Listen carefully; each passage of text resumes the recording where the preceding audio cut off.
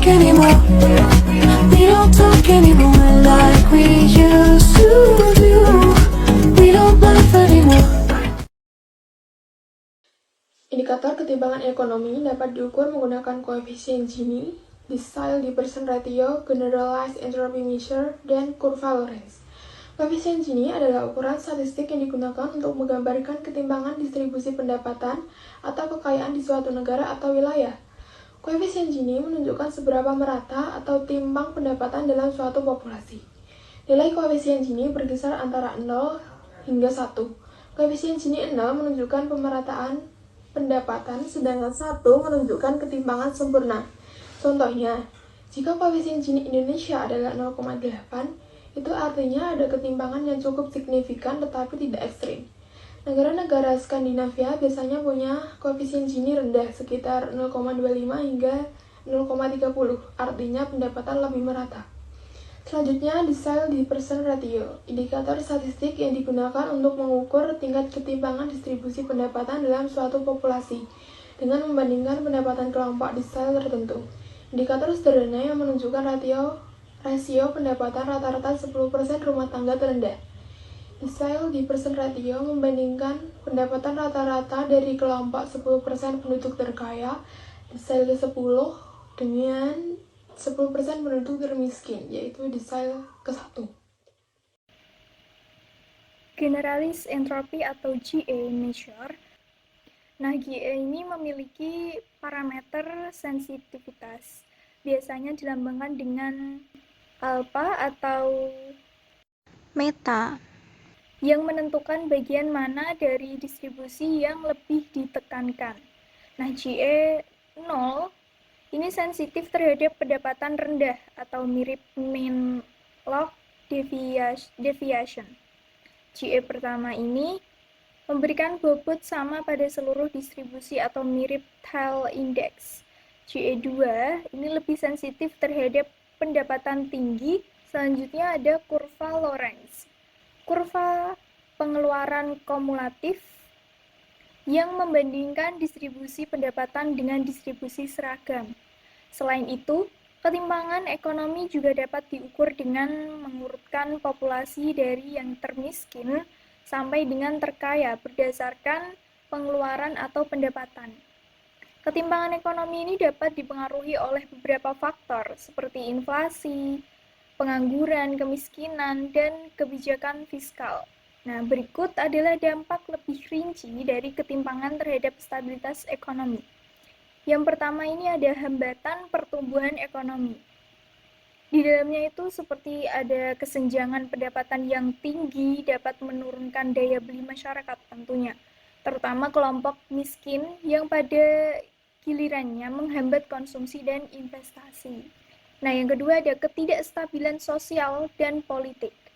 Kesenjangan yang besar dapat memicu ketidakpuasan sosial, meningkatkan risiko konflik, dan menggerogoti stabilitas politik. Masyarakat yang merasa dirugikan oleh ketimpangan ini juga dapat menjadi lebih rentan terhadap radikalisme dan tindakan kekerasan. Yang ketiga ada efektivitas kebijakan publik yang menurun. Nah, kesenjangan ini dapat mengurangi efektivitas kebijakan publik karena kebijakan yang dirancang untuk mengatasi ketimpangan mungkin tidak efektif jika tidak ada dukungan sosial yang kuat. Lalu ada dampak lainnya seperti adanya kesenjangan yang dapat menyebabkan terbatasnya akses terhadap pelayanan publik seperti pendidikan, kesehatan, yang dapat memperburuk kualitas hidup masyarakat tentunya. Kesenjangan juga dapat meningkatkan tingkat kriminalitas dan masalah sosial lainnya. Kesenjangan juga dapat menyebabkan migrasi dari daerah miskin ke daerah yang lebih kaya, yang dapat menimbulkan masalah baru tentunya di daerah yang menjadi tujuannya. Pertama, redistribusi pendapatan. Pajak progresif. Penerapan sistem pajak yang membebani penghasilan lebih tinggi dengan tarif pajak yang lebih tinggi, sehingga pendapatan yang lebih banyak berkontribusi pada kas negara. Subsidi. Pemberian bantuan langsung kepada kelompok masyarakat yang rentan atau kurang mampu, seperti subsidi bahan bakar, listrik, dan bantuan pangan.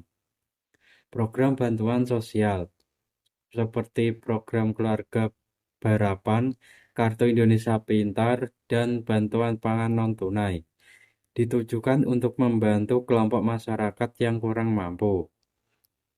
2. Peningkatan akses layanan publik.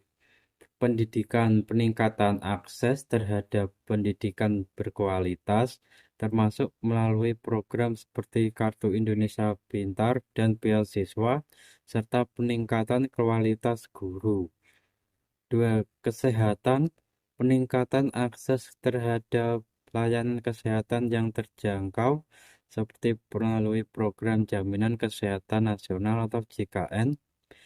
Infrastruktur, pembangunan infrastruktur yang merata, seperti jalan, jembatan, transportasi umum, dan energi, untuk meningkatkan konektivitas antar wilayah.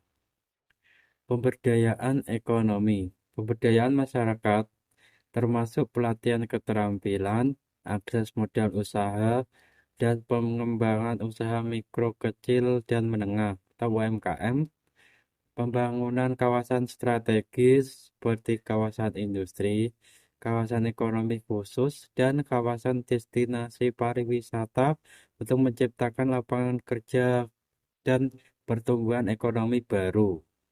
Peningkatan kualitas SDM melalui pendidikan dan pelatihan, serta pengembangan keterampilan yang relevan dengan kebutuhan pasar kerja saat ini. Kebijakan lainnya seperti penghapusan diskriminasi yang bertujuan menghapus diskriminasi berdasarkan ras, agama, suku, dan gender, serta memberikan kesempatan yang sama bagi semua warga negara. Perlindungan sosial seperti jumlah jaminan sosial bagi pekerja dan lansia untuk mengurangi resiko kemiskinan dan ketidakpastian ekonomi. Pembangunan infrastruktur yang merata seperti jalan, jembatan, transportasi umum, dan energi untuk meningkatkan konektivitas antar wilayah.